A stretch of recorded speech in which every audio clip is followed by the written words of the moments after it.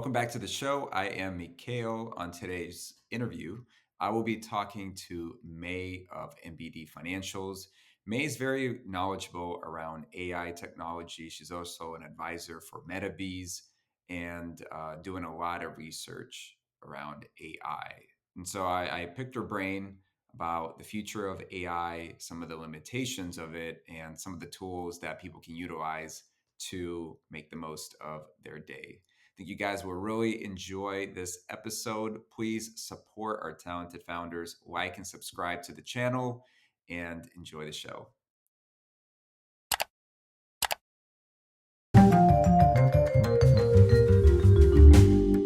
It's great to connect with you, May. How have you been? I've been good. Just kind of busy between all of the conferences and just work in general. You do a lot of conferences. I noticed that, and you also do a lot of speaking engagements. Is that have you always been a public speaker yourself? I actually have not. I got into public speaking initially within the Web3 space, and recently it's not. I've had more and more conferences that are starting to reach out to ask me to speak in various subjects, so which is kind of nice because you're looked at as as a industry leader and kind of talking about what's going on in the space and sharing some of my views. Do you still get nervous when you get up on stage and talk about what you do? I used to. Now that I do it more and more often, it becomes more conversational. And the fact that you could tell when someone's very passionate about something. So everybody says, "Oh, you seem to know a lot." It's because I'm very passionate about what I do. So it becomes like second nature. And I also think that a lot of people know more than they think they do. And as long as you know more than the average person, then you have something to share. And that's one of the things that I've been working on myself because we tend to be our toughest critics sometimes. And I think stepping outside the comfort zone is really the best place to start. So, uh, yeah, that's my point on that. No, absolutely. I completely agree. A funny story. I spoke at a Web3 conference last year in Vegas, and we've kind of dabbled into the healthcare field just a little bit. So I'm not very proficient in it, but I was asked to speak on data in healthcare and how is going to evolve in the future within the Web3 and metaverse space. So that was a new area where I was super nervous because it's not something that I talk about on a daily basis. So I was just like, really, you want me to speak on healthcare? But I did it, and it was kind of, I was very surprised at myself how much I knew and how it kind of related to everything we were doing in general. So yeah, you're absolutely right. We surprise ourselves. Yeah, and I'm very much impressed with all the different jars you have your hands in. I mean, on one hand, you're a strategic advisor for certain projects. You're also a co-founder of MBD Financials.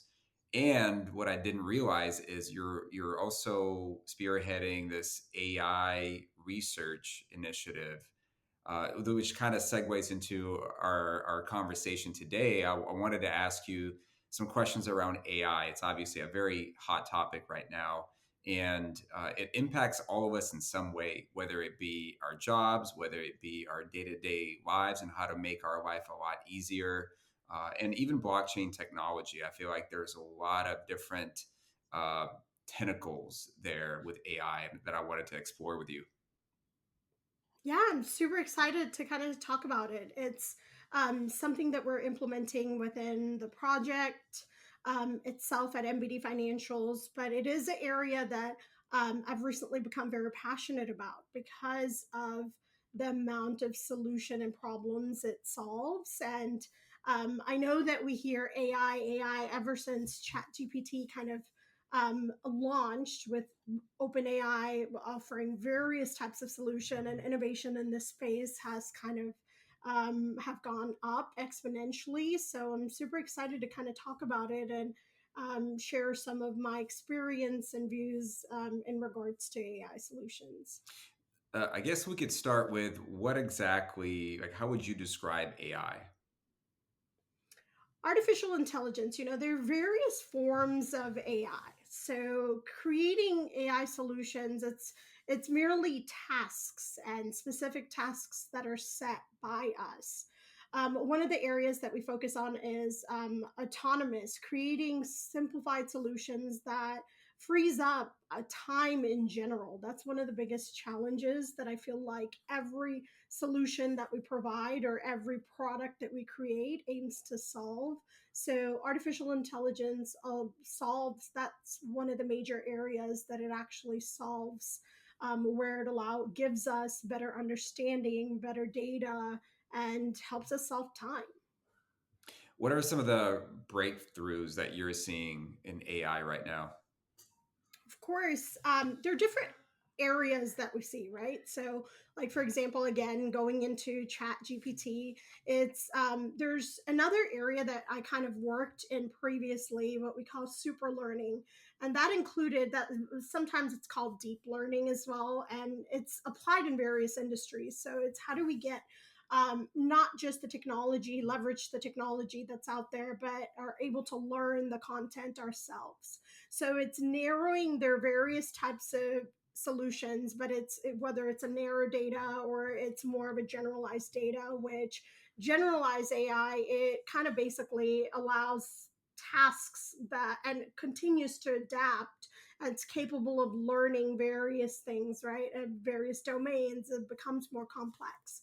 So with ChatGPT being launched, and that's where we kind of saw a lot of solutions come out of, it's being able to take a lot of those sentences, its natural learning processes, chatbots, language translations, being implemented within that space. Some of the other ones, like I kind of mentioned, looking into healthcare that we went into healthcare. There's a organization called AlphaFold. They did AlphaFold 2, which is like a deep learning model similar to that, where it can predict 3D product like structures of proteins.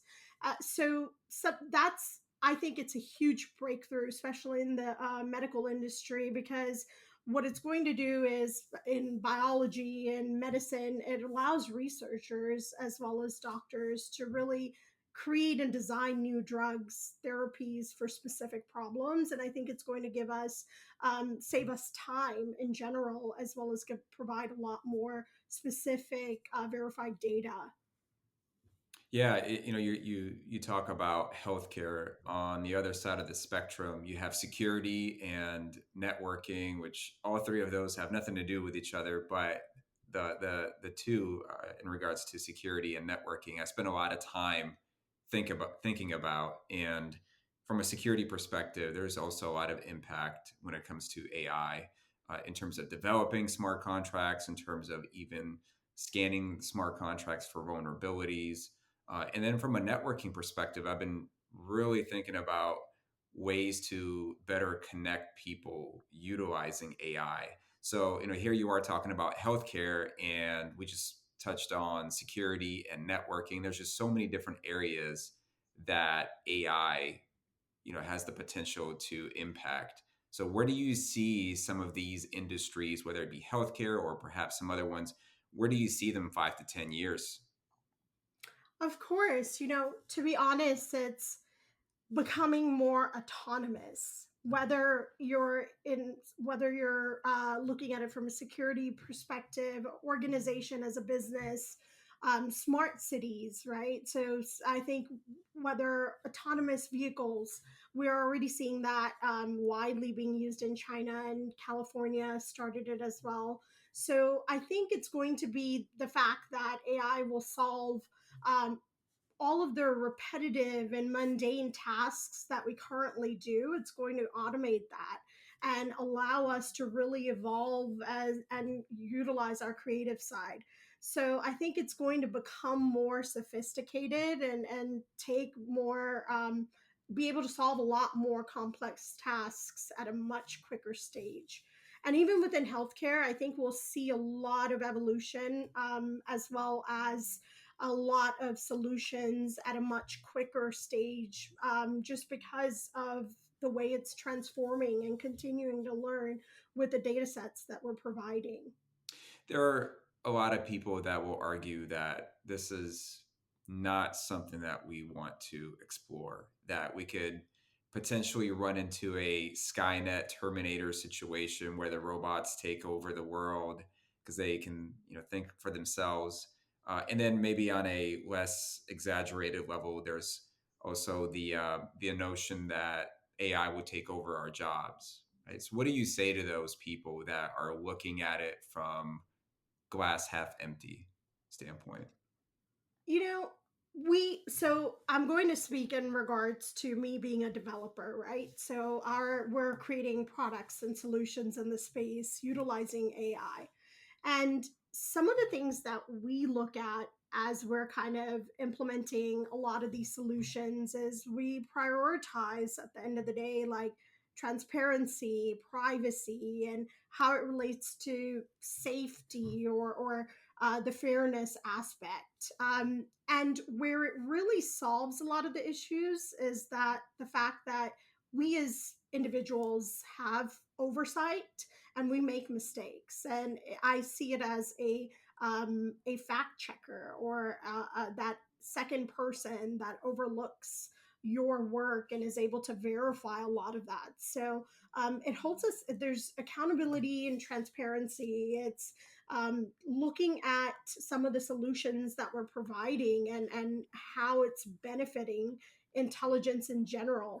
I think at the end of the day, it would still require us, as individuals to be able to manage a lot of that, because it still requires a lot of that data set. It doesn't continue to learn. AI solutions, as it's evolving, it's taking the data that we're putting into the system. So that's where data management kind of comes in. And when you look into Web3 solutions, decentralization, and being able to monitor your, having access to your own data in regards to what you put out there will play a huge role in the future as well in determining what AI models and what they learn and how it evolves. So, do you think that AI could ever replicate human intelligence? I've read a lot of different articles and kind of like, playing the devil's advocate on, it can or it can't. I've kind of read different things, but at the end of the day, I think, AIs, they can perform tasks and, well, specific, it requires thinking, right? So it can play games or it can identify objects and pictures, and it could do various tasks that we want it to do. But it's machines or AIs, they're useful tools to help us solve problems, but they're not going to have the emotions attached, and I don't think they'll ever be have the creativity that we as individuals input into anything that we do, the understanding. So I don't think, to be honest, I think we're far from it. I don't think they'll ever be able to replicate humans. They'll be more useful to humans, as in being able to simplify our lives and processes. There's a few programs out there. There's one site, I forgot the name of it, Dale 2, I think it is, where you write a Mhm. description and then it pops out, it generates an image. Have you played around with that before? We have. So within our platform, we've implemented, so how do you, again, going back to how do you simplify solutions, right? And I think that's where it allows us as individuals to evolve and learn as well, and AI kind of helps with that. So we've implemented a similar solution within our platform that allows like anyone from web 2 space to transition into web 3. They can simply create, based off of their actual products, goods, services, via a solution such as that, and create these images, AI generated images, and mint it as NFTs. There's also another program where you can take like a long format interview like we're doing now, post it on YouTube, and then it'll cut it up into 8 different snippets. I think it's called Opulus. I have never seen that before. That was very interesting to me when I came across that. So who knows? Maybe I'll run that through the AI and come out with 8 clips of our interview. There's actually one that I've been playing around with where you're actually able to take, there's two different solutions that you have to take, but there's one that changes. You upload an image of yourself and it creates an avatar for you. And then you record your voice and it merges the two together and it creates marketing materials and videos of you and your product and your solution, and it's able to post it in various social media platforms. So it continues to give you content that's like basically recording without having to ever record anything. But this is also opening up a whole other can of worms, right? Because now you have Spotify and they're trying to sift through all the different uh, songs that are being posted, and anything that is AI generated, they're doing their best to take down. So this is in some ways what we're looking at is a great thing, could also be a negative, I guess, right? Because now we're having all these different problems of songs that are not real. But then there are some artists that are saying, hey, by all means, do your thing, use that imagination. I just want royalty on that. What are your thoughts about that? Absolutely. You know, what was so interesting is, again, like there's a project founder that I met at Consensus, at a side event at Consensus. And I can't seem to remember, I'd have to look it up, but he's working on a project. Oh, it's called Beats with a Z. And what it does is you as an artist can, it the AI creates different beats for you, and you're able to take someone's music or the tunes or the beats and put words to it in voices from other artists and different things. So you're kind of curating, you're taking pieces. I see it as a recipe. So you're just recreating a pie, right? So, or that specific song or various musics, and you're able to kind of monetize off of that. But I think that's where Web3 will play a huge role in it. The fact that individuals will be able to tokenize their own talent and be able to create these royalties and utilize NFTs, where now you have direct ownership of your content. And I think that's how it should be, because within the music industry, what ends up happening is you sell your content or you give your content to an individual and they monetize completely based off of that, right? Whether you use it in a commercial or you're using it in a business model, and you're barely making anything out of it. But when you kind of look at it, how much does that organization generate in regards to revenue, even from a Super Bowl commercial that utilize your music in a commercial that was created by a marketing firm. There are various pieces. Ultimately, this is a great way for individuals to be able to monetize and create new business model that allows them to earn even from the organizations that are utilizing their music or their solution in the long run. Yeah, that's a really good example where AI and blockchain technology can, live in one place. There's also some other projects in Web3 that are doing something maybe a little bit different, but they are in the AI space, like Fetch.ai, Singularity Net. And Mhm. you're also working on a few things on your end. You mentioned you're doing a lot of research around AI. Tell us a little bit about what you're working on. Of course. So, MBD Financials, just to kind of give you a little bit of understanding, what we're creating is a cross chain AI um, decentralized, it's a business district in the metaverse, and we're doing it in various phases. So when you look at some of the solutions that we're really working on, it's there are three phases that we're looking at. So it's AI tools integrated to enhance the virtual and create creativity and create innovation. So it's seamless integration. Our We have content creation tools.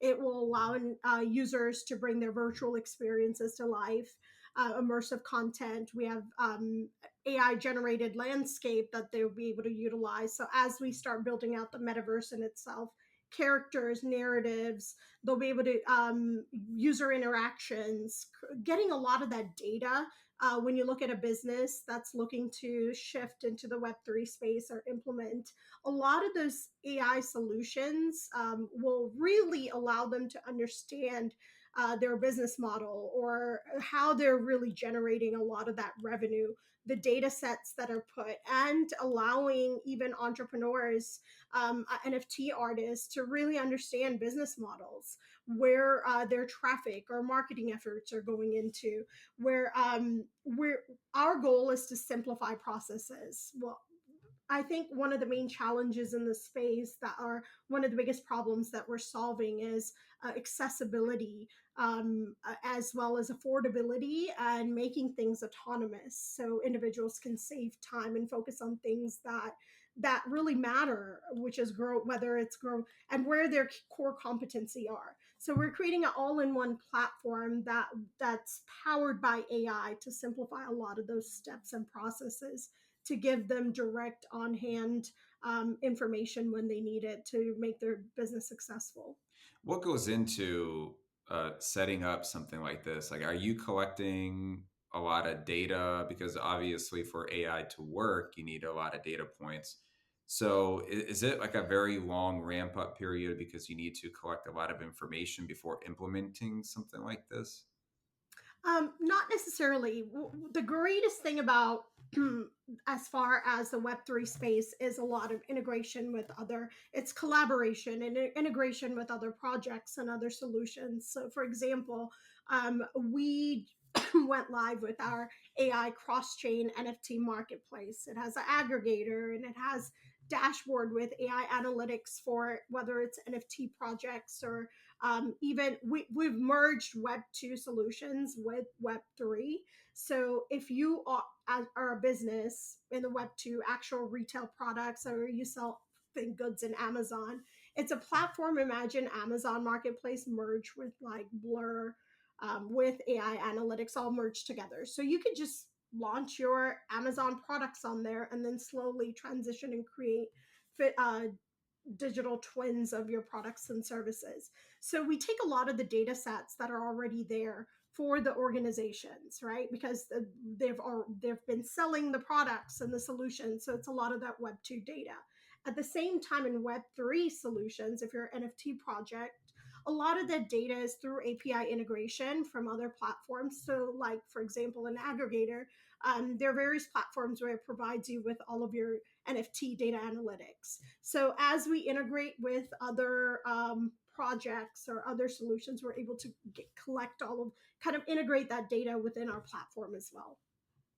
When you think about the next bull run, like we've had DeFi summer, right? We've had the season where NFTs were going parabolic. Is AI the next big thing in crypto? Absolutely. I don't think it's AI or DeFi or Web3. I think it's the merge of the both solutions together. I think that's how we're going to really evolve and achieve mass adoption, because it's going to simplify a lot of the things. Imagine 2 years ago when you wanted to purchase cryptocurrency. It was that much more difficult and that much more difficult to understand, with the whole downloading Uniswap and then having to swap ETH and watching a new. I remember back in 2007, 16, when I first actually, I was living in Asia, and I was on this Discord type channel, and I found Dogecoin, early days, and it was actually more popular in Asia. So it was, I was living in Singapore, so it was like Indonesia. It was all about Dogecoin. I was like, what is this? So I had to watch 15 different videos to be able to purchase Doge. You couldn't do it from the website. You had to do this. You had to trade this. You had to purchase this token. I'm glad I did, and I sold at the right time, so I made some money off of it. But I invested into Dogecoin back in 2016. It was so difficult to even understand how to purchase crypto. Now you could just go on there and you download a wallet based off of a user ID. I mean, Coinbase did that. Even with Uniswap, it's like the D apps, decentralized apps that are already integrated into the wallet. It's evolved quite a bit, And I think that's where it will become more adoptable, because of the fact that AI is going to simplify a lot of the steps that's required for us to transition into the space. It's interesting. So you're saying that AI could potentially help us with, say, user experience and adoption. Absolutely. AI plays a huge role in user experience. That's one of the main reasons why we're focusing on AI implementation within our platform, because it's going to simplify all of the processes and make it autonomous, from creating marketing solutions to launch your product to content creation to creating these digital twins of products and services. And as we build out the metaverse, AI implementation, you want to build, you look at Roblox, where it's very simple to be able to build a lot of, build out a city, or for developers to go in and build out uh, gamify products, or be able to build out those specification. But then once you start getting into, Unreal Engine 5, uh, those are very developer specific, and you really have to, I mean, there aren't very many developers out there, so it's a entire new area that's being ventured into, and it's going to become more and more popular, where photorealism is kind of like the new next bull run. I think it's going to be implementing AR and VR solutions, with photorealistic. How do we bridge the gap between that virtual and that real world? And that's where AI solutions will come in, from chatbots to even implementing AR. We've looked at, we're actually playing with avatars, so metahumans, and how we could integrate AI solution within metahumans, where it becomes that creating autonomous experience for users. So they're continuing to learn even when you're not on the platform, right? So you're able to experience all of this, because the metaverse won't, it never sleeps. So what happens to your avatar when you're away from where you are, and how do you kind of pause what's going on in more gamified environments? So I think AI will play a huge role in creating that user experience as a whole. Some people may argue that all of this AI, AR, like, it'll just disconnect us from reality. I mean, what do you think about that when people say it? If you asked me this probably 5 months ago, I would say, yeah, I could see kind of where they are with it, and I've seen those.